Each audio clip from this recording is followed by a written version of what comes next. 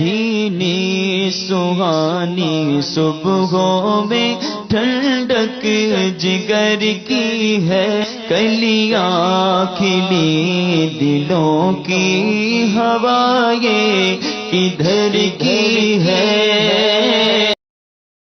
हाँ, बीवी को दूध पिलाने के ताल्लुक से भी कुछ सवालात थे कि बच्चा छोटा है और औरत अगर रोज़ा रखती है तो उसको रोज़ा मुकम्मल करना बहुत दुश्वार होता है। तो देखिए, इसके अंदर एक चीज़ तो ये है कि अगर बच्चा उस दूध के अलावा बाहर की कोई चीज़ खा सकता है, जैसे अमूमन ब्रेड और दूध बच्चे को डुबा कर दे देते हैं, या रोटी मल के या पतली खिचड़ी, इस तरीके का कोई भी ये सामान खा सकता है। और औरत अगर इसको सुबह और शाम में दूध पिलाएगी और पूरा दिन बच्चा कोई चीज़ बाहर की खा कर गुजारा कर लेगा, तो ऐसी सूरत में औरत को रोज़ा रखना पड़ेगा। अब अगर ये सूरत हाल है कि बच्चा बाहर का कुछ नहीं खाता, या इतना छोटा है कि अभी खा नहीं सकता, महीने 2 महीने 4 महीने 3 महीने का,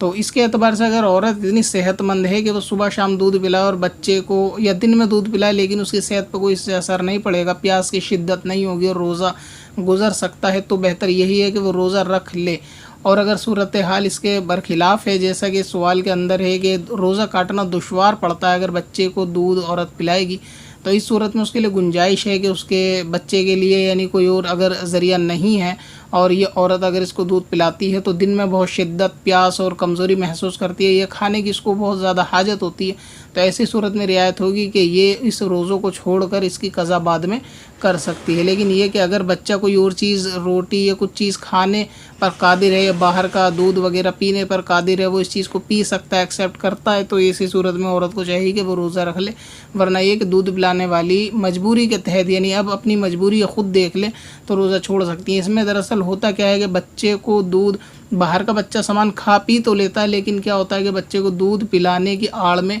गुंजाइश तलब होती है कभी कभी कि रोज़े को तर्क करने का, और इसके पीछे मफाद ये भी होता है